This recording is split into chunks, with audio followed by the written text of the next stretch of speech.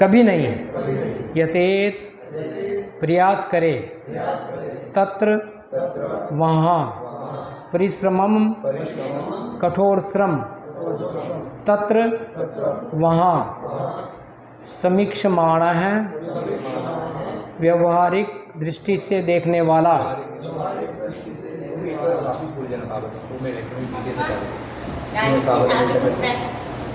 श्रीमद्भागवतम स्कंद 2 अध्याय 2 श्लोक संख्या 3 हृदय में भगवान। अनुवाद तात्पर्य श्री भक्ति वेदांत स्वामी एसी प्रभुपाद के द्वारा। अनुवाद। अतएव प्रबुद्ध व्यक्ति को उपाधियों वाले इस जगत में रहते हुए जीवन की न्यूनतम आवश्यकताओं के लिए प्रयत्न करना चाहिए। उससे बुद्धिमत्ता पूर्वक स्थिर रहना चाहिए और अवांछित वस्तुओं के लिए कभी कोई प्रयत्न नहीं करना चाहिए, क्योंकि वह व्यवहारिक रूप में यह अनुभव करने में सक्षम होता है कि ऐसे सारे प्रयास कठोर श्रम के अतिरिक्त और कुछ नहीं होते। तात्पर्य। भागवत धर्म या श्रीमद् भागवतम की विचारधारा सकाम कर्म के मार्ग से सर्वथा पृथक है, क्योंकि भक्त ऐसे सकाम कर्मों के मार्ग को समय का अपव्यय मात्र मानते हैं। सारा ब्रह्मांड या यूँ कहें कि सारा भौतिक अस्तित्व जगत के रूप में गतिशील है, ताकि योजना बनाने के लिए मनुष्य की स्थिति अत्यंत आरामदेह या सुरक्षित बने रहे।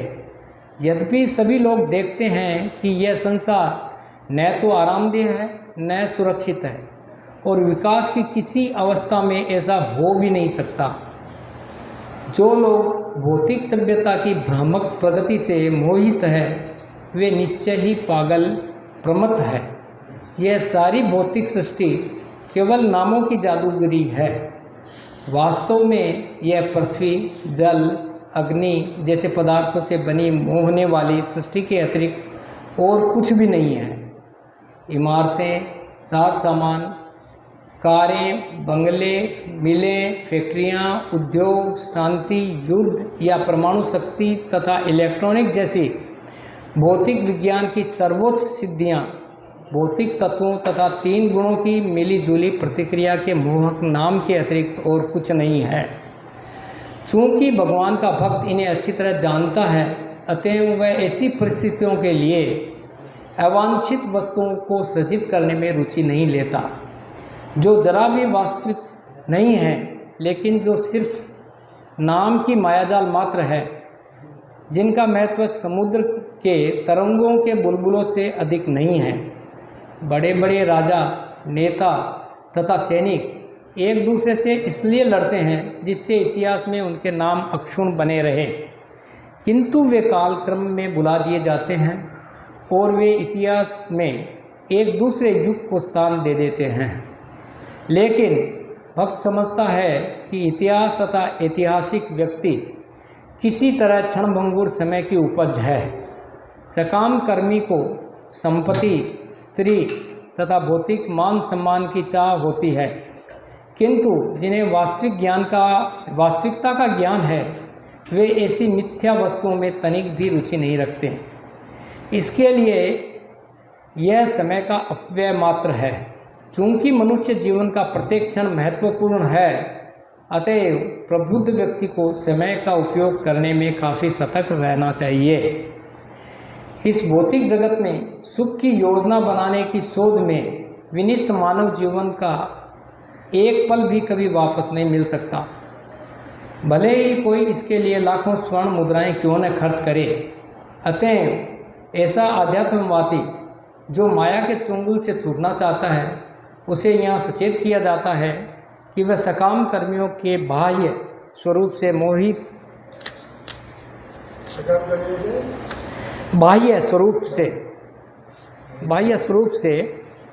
मोहित न हो। मनुष्य जीवन कभी भी इंद्रिय तृप्ति के लिए नहीं बना है, वह तो आत्म साक्षात्कार के लिए मिला है।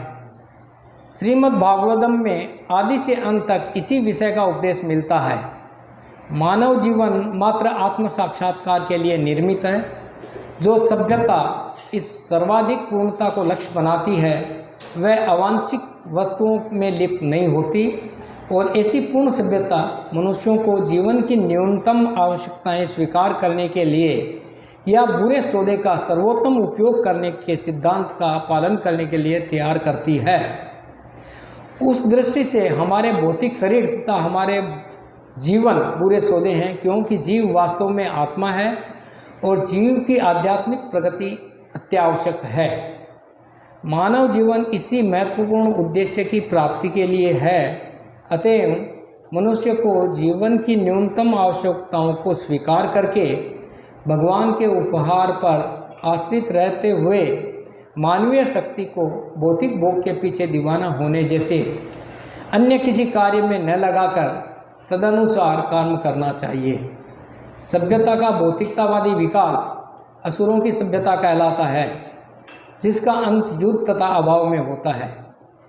यहाँ पर आध्यात्मवादी को मन से स्थिर होने के लिए कहा गया है, जिससे यदि सादा जीवन तथा उच्च विचार में कठिनाई का अनुभव भी हो तो वह अपने दृढ़ संकल्प से रंच मात्र भी नहीं डिगे। विश्व के इंद्रिय तृप्तिकर्ताओं के घनिष्ठ संपर्क में आना आध्यात्मिकवादी के लिए आत्मघाती नीति है, क्योंकि इस नीति से जीवन का चरम लक्ष्य ही विफल हो जाएगा। सुखदेव गोस्वामी परीक्षित से तब मिले जब महाराज को ऐसी भेंट की आवश्यकता थी। आध्यात्मवादी का कर्तव्य है कि असली मुक्तिकामी व्यक्तियों की सहायता करे और मुक्ति के उद्देश्य को सहयोग दे। ध्यान रहे कि सुखदेव गोस्वामी महाराज परीक्षित से तब कभी नहीं मिले जब वे महान राजा के रूप में शासन कर रहे थे। आध्यात्मवादी के लिए कार्य प्रणाली की पद्धति की विवेचना अगले श्लोक में की गई है। ओम ज्ञानतिमिरान्धस्य ज्ञानाञ्जन शलाकया चक्षुरुन्मिलितं येन तस्मै श्री गुरुवे नमः। श्री चैतन्य मनोविष्टम स्थापितं येन भूतले स्वयं रूप कदा मह्यं ददाति स्वपदान्तिकं। वन्देऽहं श्रीगुरु श्रीयुतपदगमनं श्रीगुरून् वैष्णवांश्च श्रीरूपं साग्रजातं सगण रघुनाथान्वितं तं सजीवं सावधूतं सावधूतं परिजनसहितं कृष्णचैतन्यदेवं श्री राधा कृष्ण पादान सगण ललिता विशाखा विकास। हे कृष्ण करुणा सिंधु दीनबंधु जगत्पते गोपेश गोपिका कांत राधा कांत नमोस्तुते तप्त कांचन गौरांगी राधे वृंदावनेश्वरी वृषभानुसुते देवी प्रणमामि हरिप्रिय। वांछा कल्पतरुश्च कृपा सिंधुभ्यो च पतितानां पावनेभ्यो वैष्णवेभ्यो नमो नमः। हरे कृष्णा कृष्णा कृष्णा हरे हरे, हरे राम राम राम हरे हरे। हरे कृष्णा। आज मेरे सीनियर्स के सामने मेरे को पहली बार बोलने का अवसर मिला है। श्री राधेश प्रभु का आदेश था। हालांकि मेरे में वो योग्यता नहीं है, मगर प्रभुपाद की कृपा और गुरुजनों का आशीर्वाद मैं कुछ शब्द बोलूँगा। कोई त्रुटि हो तो क्षमा करना। कोशिश करूँगा गुरु साधु और शास्त्र के अनुसार ही कुछ व्यक्त बोलूँ। बहुत सुंदर श्लोक है और प्रभुपाद हर श्लोक ही बहुत सुंदर है, मगर आज का श्लोक तो विशेष है। पूरी की पूरी फिलोसॉफी इसके अंदर में दे दी गई है, पूरी की पूरी फिलोसॉफी। इससे पहले अपने इसी अध्याय का पहला और दूसरा श्लोक भी सुना था। भगवान के विराट रूप का वर्णन था उसमें, और विराट रूप का वर्णन उनके लिए है जो प्रथम प्रगति के लिए भगवत प्रेम प्राप्त करने के लिए प्रथम सीढ़ी पे है। और बहुत सुंदर तरीके से सुखदेव गोस्वामी ने बताया था कि किस तरह से ब्रह्मा जी भी भूल गए थे सृष्टि का, जबकि अनेक बार सृष्टि करने के बाद में भी सो जाने के बाद में ब्रह्मा जी के निद्रा के बाद में पुनः सृष्टि होती है और ब्रह्मा जी भूल गए। तो केवल भगवान के विराट रूप का ध्यान करने मात्र से उनको वापस मेमोरी रिकलेक्ट हो गई, याद हो गया और सृष्टि की।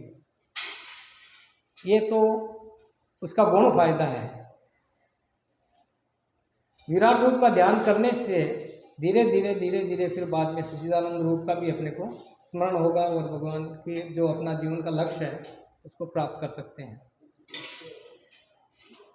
यहाँ प्रभुपाद जी ने बताया है, सुखदेव गोस्वामी ने ये बताया है अतएव प्रबुद्ध व्यक्ति को उपाधियों वाले इस जगत में रहते हुए जीवन की न्यूनतम आवश्यकताओं के लिए प्रयत्न करना चाहिए। भगवत प्राप्ति के लिए ये पहली आवश्यकता है कि अपने जीवन की आवश्यकताएं कमती करें। आवश्यकताओं का ज़्यादा होना केवल माया में फंसने के लिए है। मायावत जीव केवल आवश्यकताओं की चिंतन में रहता है, और हमें अपनी आवश्यकताएं कम होगी तो हम भगवान की भक्ति के लिए प्रयत्नशील हो सकते हैं। उसे बुद्धिमत्ता पूर्वक स्थिर रहना चाहिए और अवांछित वस्तुओं के लिए कभी कोई प्रयास नहीं करना चाहिए। जीवन की आवश्यकता के लिए जितना आवश्यक है केवल उसी के लिए प्रयास करें। रोटी, कपड़ा और मकान। आज हमने देखा देखी के अंदर में लोगों के साथ में देखते हैं अनेक साधन, विलासिता के साधन, और उसमें उलझ करके फिर बाद में उनको कमाने के लिए कठिन परिश्रम करना पड़ता है और भगवान की भक्ति के लिए उनको समय नहीं मिलता है। माया के जाल के अंदर में फंस जाते हैं, और क्योंकि व्यवहारिक रूप में यह अनुभव करने में सक्षम होता है। भक्तों के संग में और भक्ति करने से हमें सब धीरे धीरे स्नेह ये समझ में आएगा कि हमारी आवश्यकताएं कम होगी तो हम भक्ति में प्रगत हो सकते हैं। ऐसे सारे और इस तरह के लिए प्रयास जो कर रहे हैं वो केवल परिश्रम है। भौतिक आवश्यकताओं का ज़्यादा से ज़्यादा उपभोग करने के लिए अपने जो प्रयास कर रहे हैं वो केवल एक श्रम है, उसमें उपलब्धि कुछ नहीं है। मनुष्य जीवन का जो लक्ष्य है जन्म, मृत्यु, जरा, व्याधि से निकलने का, वो हम पूरा नहीं कर सकते। अगर भौतिक भोगों के अंदर में ज़्यादा लिप्त रहेंगे तो माया के चंगुल में आ जाएंगे और अपने नहीं। प्रभुपाद जी ने बहुत सुंदर तात्पर्य दिया है। ये तात्पर्य अपने आप में पूरा है, मेरे बोलने की भी इतनी ज़्यादा आवश्यकता नहीं रहेगी, फिर भी मैं प्रयास करूँगा।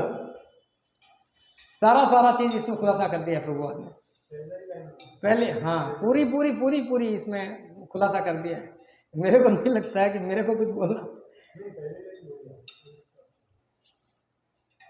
तात्पर्य का।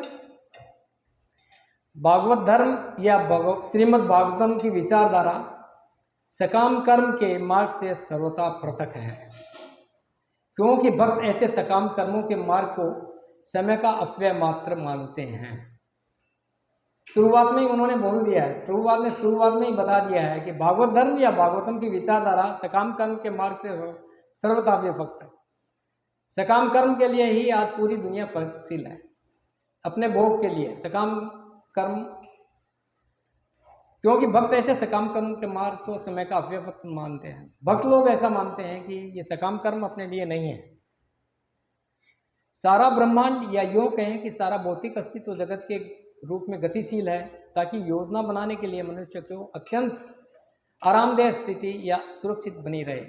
यद्यपि सभी लोग देखते हैं कि यह संसार न तो आरामदेह है न सुरक्षित है। सारे प्रयास आज पूरी दुनिया के अंदर में मनुष्य कैसे सुखी रहे और उसी की योजनाएं और कल्पनाएं करते रहते हैं, मगर उससे यह चीज़ हासिल नहीं हो रही है।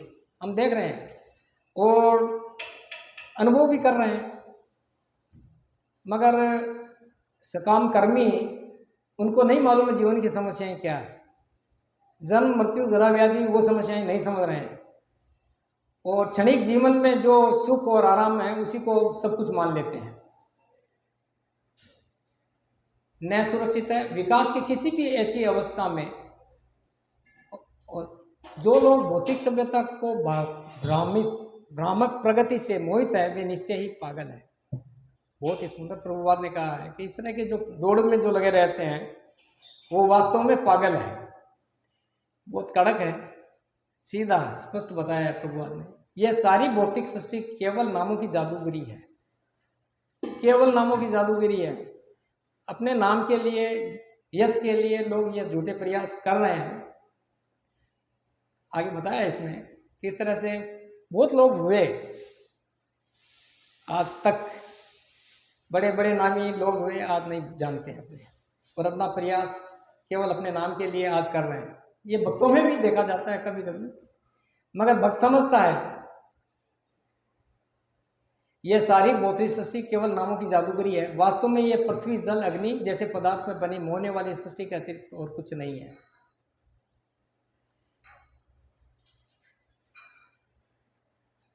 इमारतें, साज सामान, कारें, बंगले, मिलें, फैक्ट्रियां, उद्योग, शांति, युद्ध तथा परमाणु शक्ति तथा इलेक्ट्रॉनिक जैसी भौतिक विज्ञान की सर्वोच्च सिद्धियां भौतिक तत्वों तथा 3 गुणों की मिली प्रतिक्रिया के मूक नाम के अतिरिक्त और कुछ नहीं है। सारा सार बता दिया प्रभुपाद ने। ये जो जड़ जगत है, जिन 5 तत्वों से और प्रकृति के 3 गुणों से मिल करके बना है, और लोग उसी में रचे बसे हैं और उसी से अपनी इंद्रिय तृप्ति और आराम की खोज कर रहे हैं, मगर ये सब बेकार है। ये केवल झूठे नाम है। चूंकि भगवान का भक्त इन्हें अच्छी तरह जानता है, अतएव वह ऐसी परिस्थिति में अवांछित वस्तुओं को सज्जित करने में रुचि नहीं लेता है। भक्त जानता है कि इस तरह की जो निरर्थक है, खत्म होने वाली है, उन वस्तुओं के अंदर में बिल्कुल रुचि नहीं लेता है, जो जरा भी वास्तविक नहीं है, लेकिन जो सिर्फ नाम की मायाजाल मात्र है, जिनका महत्व समुद्र के तरंगों के बुलबुलों से अधिक नहीं है। अपने इस जीवन को बहुत महत्व देते हैं, बहुत भारी समझते हैं, मगर वास्तव में ये जीवन समुद्र के बुलबुलों के समान है। ब्रह्मा जी के एक दिन के अंदर में 1000 चतुर्युगों का आना और जाना रहता है। तो उनके एक दिन के अंदर में 1000 चतुर्युग चले जाते हैं, और एक चतुर्युग ही इतना बड़ा है, 43 लाख सालों का है। तो उसमें एक दिन की अवधि या अपना जीवन की अवधि बहुत छोटी है। तरंगों, समुद्र की तरंगों के बुलबुलों के समान ही है। वास्तव में ये समुद्र की तरंगों के बुलबुलों के समान ही है। बड़े राजा, नेता तथा सैनिक एक दूसरे से इसलिए लड़ते हैं जिससे इतिहास में उनके नाम अक्षुण्ण रहे। वास्तव में अपने नाम के लिए आज सारी दुनिया के अंदर में जो युद्ध हो रहे हैं, या नेता जो आपस में जो काम कर रहे हैं, केवल अपने नाम के लिए, अपने वर्चस्व के लिए, मगर ये कुछ भी नहीं है। ये बहुत छोटा सा काल है।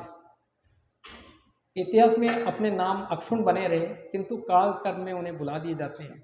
हम देख रहे हैं इतिहास के अंदर में कितने बड़े बड़े लोग आए, राजा महाराज, और सब आज भुला दिए गए हैं, किसी का भी कुछ स्मरण नहीं है। और वे इतिहास में एक दूसरे युग को स्थान देते हैं। लेकिन भक्त समझता है कि इतिहास तथा ऐतिहासिक व्यक्ति किसी तरह क्षणभंगुर समय की उपज है। वास्तव में यह क्षणभंगुर समय की उपज ही है। आते हैं और चले जाते हैं। सकाम कर्मी की संपत्ति स्त्री तथा भौतिक साथ सामान की चाह होती है, किंतु जिन्हें वास्तविक ज्ञान है कि वैसी मिथ्या वस्तुओं के तनिक भी रुचि नहीं रखते हैं।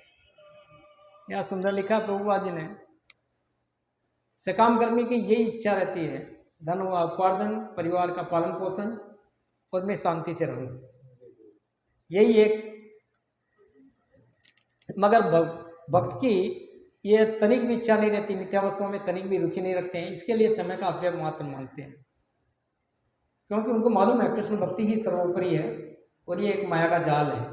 क्योंकि मनुष्य जीवन का प्रत्येक क्षण महत्वपूर्ण है, अतएव प्रबुद्ध व्यक्ति को समय का उपयोग करने में काफी सतर्क रहना चाहिए।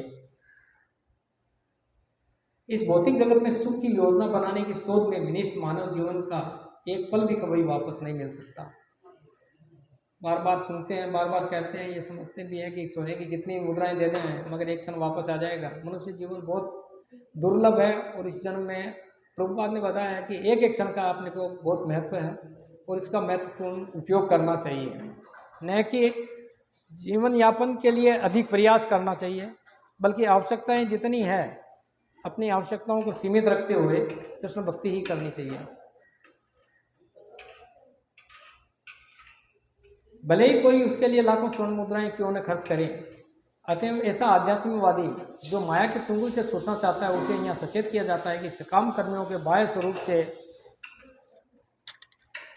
मोहित न हो। ये सबके ऊपर लागू है, विशेषकर मेरे लिए।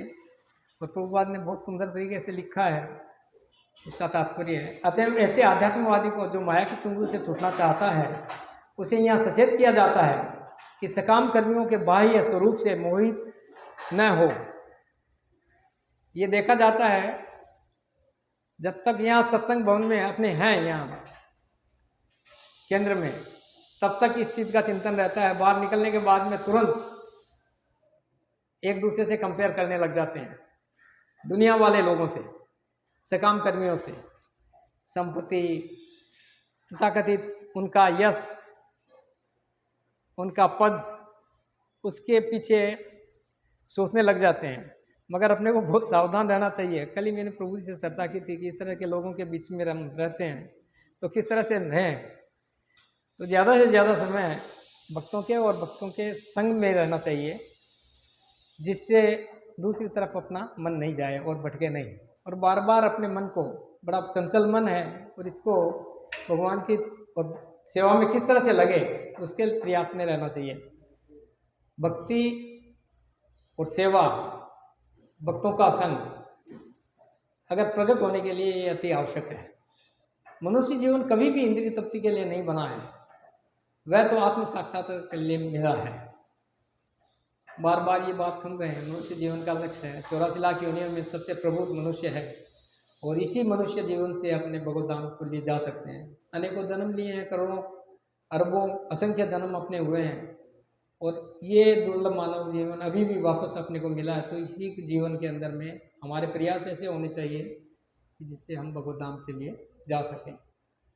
श्रीमद् भागवतम में आदि से अंत तक इसी विषय का उपदेश मिला है।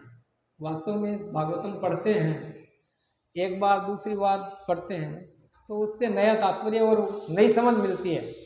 और वास्तव में यही है उद्देश्य भागवतम का, शुरुआत से लेकर के, शुरुआत में नए लोगों के लिए भी, जैसे विराट रूप की कल्पना करके और किस तरह से प्रगट हो और अपने को सच्चिदानंद स्वरूप का दर्शन करना है और भगवत प्रेम प्राप्त करना है, उसकी एक सीढ़ी है।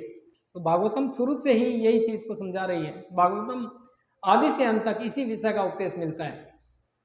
मानव जीवन मात्र आत्म साक्षात्कार के लिए निर्मित है। जो सभ्यता इस सर्वाधिक पूर्णता को लक्ष्य बनाती है वह अवांछित वस्तुओं में लिप्त नहीं होती और ऐसी पूर्ण सभ्यता मनुष्यों को जीवन की न्यूनतम आवश्यकताएं स्वीकार करने तथा बुरे सौदे का सर्वोत्तम उपयोग करने के सिद्धांत का पालन करने के लिए तैयार करती है। प्रभुपाद ने बहुत सरल तरीके से और सीधा इंडिकेट किया है कि अपने को कैसी सभ्यता विकसित करनी है। जो वर्णाश्रम धर्म अपने गुरु महाराज जो अभी के सानिध्य में जो चल रहे हैं, वास्तव में जीवन की कम से कम आवश्यकताएं और ये बुरे सौदे का सर्वोत्तम उपयोग करने के सिद्धांत का पालन करने के लिए तैयार करती है। तो ये जो अब नंदग्राम के प्रकल्प और जैसे अपने प्रोजेक्ट हैं, ये इस मनुष्य जीवन के लिए अति आवश्यक है। बार बार प्रभुपाद बता रहे हैं और अपने गुरु महाराज इसके लिए बहुत प्रयासशील हैं। सिंपल लिविंग और हाई थिंकिंग, कम से कम आवश्यकताएं और सकाम कर्मों से बचकर कर रहना। भगवान भक्ति कैसे किए जाए, शुद्ध भक्ति, न्यूनतम आवश्यकता स्वीकार करने के लिए बुरे सौदे का सर्वोत्तम उपयोग करने के सिद्धांत पालन के लिए करती है। ये जीवन जो बुरा सौदा है उसको कैसे सर्वोत्तम उपयोग के सिद्धांत का पालन करने के लिए तैयार करती है। उसी दृष्टि से हमारे भौतिक शरीर तथा हमारे जीवन बुरे सौदे हैं। प्रभुपाद ने बहुत स्पष्ट बताया है, ये जीवन, भौतिक जीवन और हमारा शरीर, ये एक बुरा सौदा है। इसको कैसे अपने उसमें कन्वर्ट करें, बुरे सौदे को।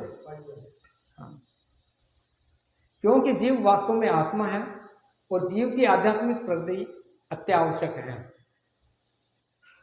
मानव जीवन इसी महत्वपूर्ण उद्देश्य की प्राप्ति के लिए है। अतः मनुष्य को जीवन की न्यूनतम आवश्यकताओं को स्वीकार करके भगवान के उपहार पर आश्रित रहते हुए मानव शक्ति का उपयोग भौतिक भोग के दीवाना होने जैसे अन्य कार्यों में न लगाकर तदनुसार कार्य करना चाहिए। बहुत ही सुंदर, हर शब्द, हर सेंटेंस बहुत सुंदर तरीके से प्रभुपाद ने बताया है कि मनुष्य जीवन बड़ा मुश्किल है और ये जो केवल मानव जीवन में ही ये चेतना है कि हम भगवत धाम जा सकते हैं। जन्म मृत्यु के चक्कर से निकल करके पशु जीवन में और अन्य योनियों में ये सुविधा नहीं है। तो उसको किस तरह से उपयोगी बनाएं और भगवत धाम के लिए जाने के लिए प्रयत्नशील हो, उसका बहुत सुंदर तरीका है। अभी जैसे ये प्रोजेक्ट है नंदग्राम का, वर्णाश्रम धर्म को स्थापित किए बगैर ये बड़ा मुश्किल काम है। अपने संघर्षशील है, मैं भी हूँ मेरी स्थिति दोनों तरह की है, घर में भी और यहाँ भक्तों के संग में आते हैं तब ये सब चीज़ें समझ में आती है। बाहर जाते हैं फिर बाद में प्रभुपाद ने बताया है कि इस तरह की संगति होती है तो उस तरह से अपने को कष्ट आ जाते हैं और अपने अपने लक्ष्य से विचलित हो जाते हैं। अतः मनुष्य को जीवन की न्यूनतम आवश्यकताओं को स्वीकार करके भगवान के उपहार पर आश्रित रहते हुए मानवीय शक्ति को भौतिक भोग के पीछे दीवाना होने जैसे अन्य कार्य में न लगाकर तदनुसार कार्य करना चाहिए। जीवन की न्यूनतम आवश्यकताएं और जो मिल रहा है भगवान का उपहार समझ करके अपने को जीवन यापन करना चाहिए। बहुत ज़्यादा दौड़ धूप और भाग दौड़ नहीं करनी चाहिए।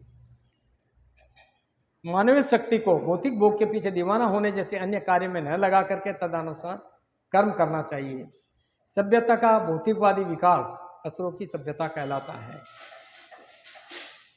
तथाकथित विकास जो अपने समझ रहे हैं तो आपने बताया स्पष्ट, ये मानव सभ्यता ये असुरों की सभ्यता कहलाती है।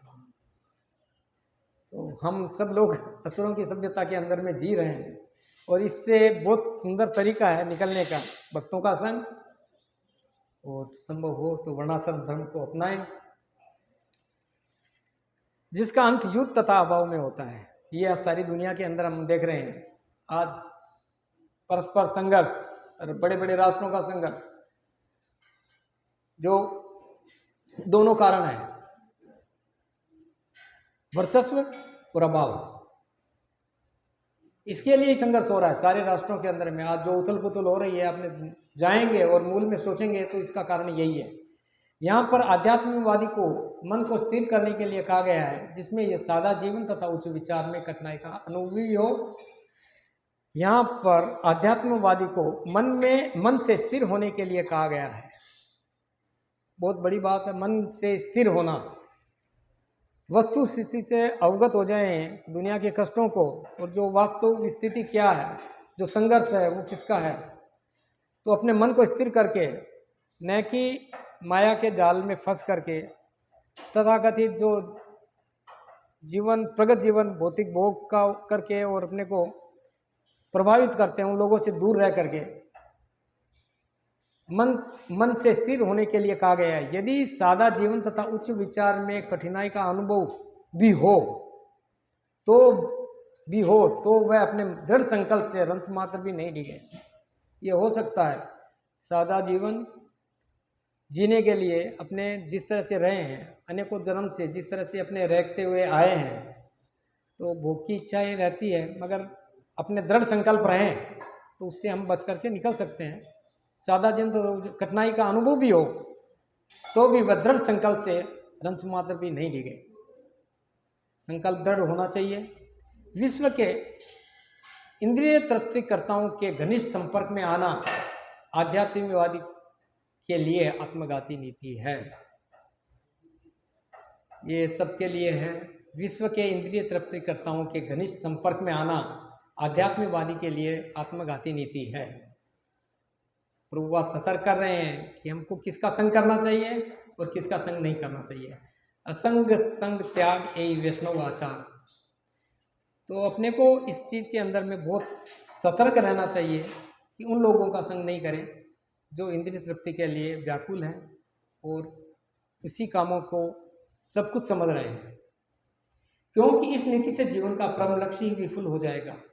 अगर हम संग करेंगे कर्मी लोगों का, सकाम कर्मी लोगों का, और ये जो तथाकथित भौतिक जीवन जी रहे हैं इंद्रिय तृप्ति के लिए, उन लोगों का ज़्यादा संग करेंगे, ज़्यादा क्या कोई संग भी करेंगे तो हमारा नाश हो जाएगा। जीवन का परम लक्ष्य ही विफल हो जाएगा। सुखदेव गोस्वामी महाराज परीक्षित से तब मिले जब महाराज को इसी भेंट की आवश्यकता थी। आध्यात्मवादी का कर्तव्य है कि असली मुक्तिकामी व्यक्तियों की सहायता करे और मुक्ति के उद्देश्य को सहयोग दे।